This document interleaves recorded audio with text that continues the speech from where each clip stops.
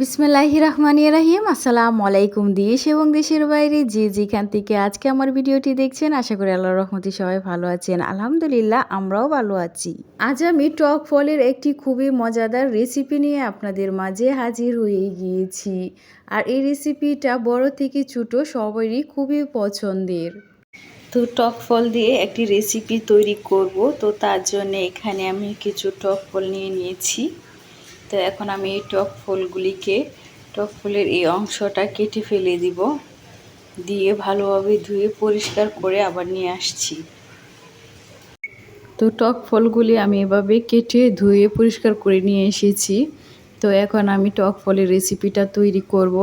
আর এই টক ফলটা দিয়ে আপনারা ইচ্ছে করলে যে কোনো মাছের তরকারিও রান্না করে খেতে পারেন, খেতে খুবই মজা হয়।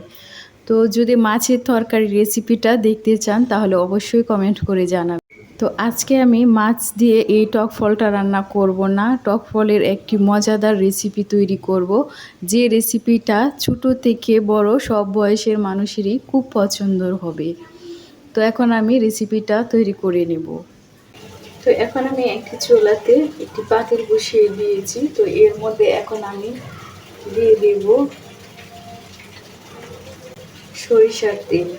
তো আপনারা ইচ্ছে করলে সয়াবিন তেলও দিতে পারেন।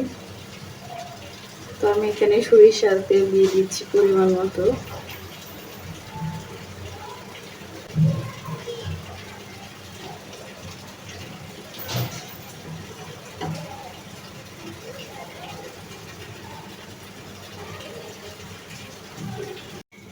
তো সরিষার তেলটা গরম হয়ে এসেছে, এখন আমি এর মধ্যে দিয়ে দিচ্ছি কয়েক টুকরো রসুনের কোয়া। তো আস্ত রসুনের কোয়াগুলি দিয়ে দিচ্ছি। রসুনের কোয়াগুলি দিলে ভালো একটি ফ্লেভার আসবে, তার জন্য।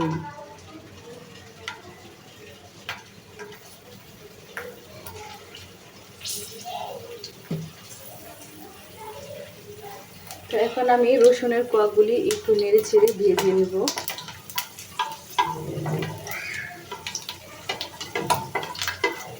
তো তারপর এর মধ্যে দিয়ে দিচ্ছি এলাচ, দারচিনি এবং তেজপাতা। তো এখন সবগুলি আমি একটু ভেজে নেব।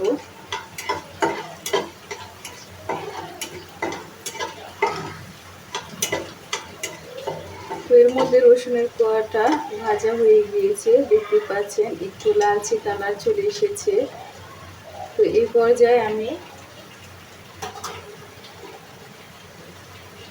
টক ফলগুলি এর মধ্যে দিয়ে দিব।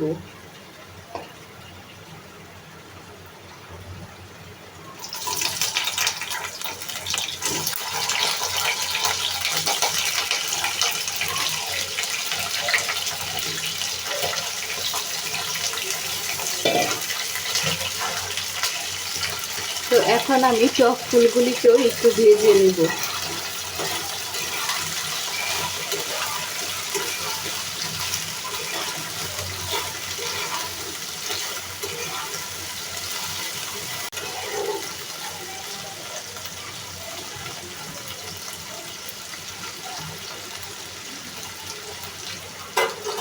তো কিছুক্ষণ টক ফুলগুলি ভেজে তারপরে এর মধ্যে আমি অ্যাড করব চিনি।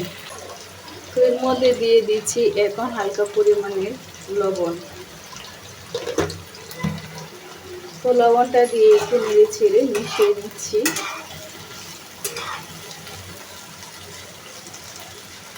কিছুক্ষণ আমি টক ফুলগুলিকে ভেজে নিয়েছি, এখন এর মধ্যে চিনি অ্যাড করে দিচ্ছি। তো আপনারা যে যতটুকু মিষ্টি খেতে পছন্দ করেন সেই অনুযায়ী চিনিটা অ্যাড করবেন।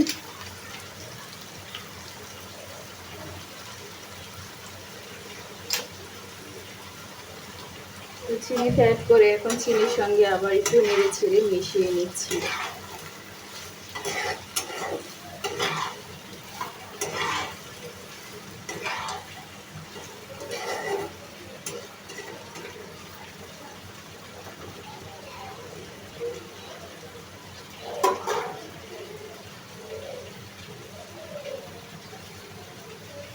এখন একটি ঢাকনা দিয়ে ঢেকে কিছুক্ষণ রান্না করে নিব।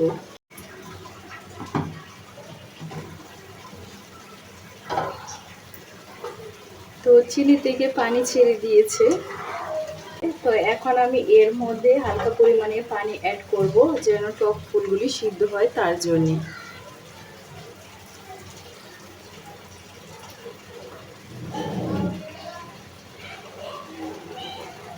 আর এই টক ফলের রেসিপিটা হালকা ঝোলঝোল ভাব থাকবে, তাহলে খেতেও অনেকটা ভালো লাগবে।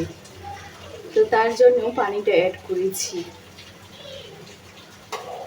তো এখন আমি ঢাকনা দিয়ে ঢেকে বেশ কিছুক্ষণ রান্না করে টক ফলটাকে সিদ্ধ করে নেব।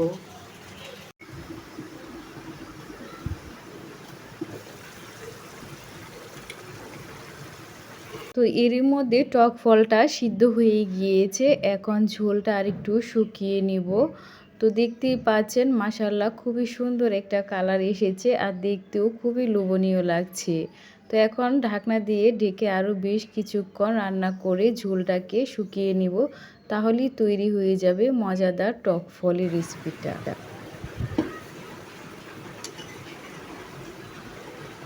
তো তৈরি হয়ে গিয়েছে খুবই মজাদার টক ফলের এই রেসিপিটা।